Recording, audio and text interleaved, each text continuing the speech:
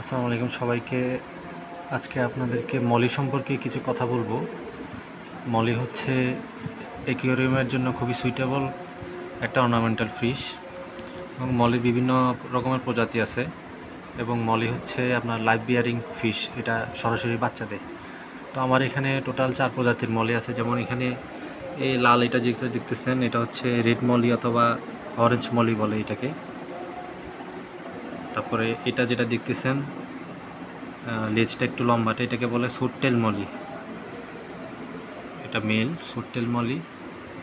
এর পাশাপাশি এই যে এখানে যেটা একটু ফোলা ফোলা টাইপের দেখতেছেন এটা, তারপরে এগুলো হচ্ছে বেলুন মলি। আর এটা হচ্ছে রেডিয়াম মুনটেল মলি, এই সাদাটা এটা হচ্ছে রেডিয়াম মুনটেল। এটা লেজটা চাঁদের মতো হয় এবং বডিটা হবে হোয়াইট এবং একটু রেডিয়াম টাইপের একটা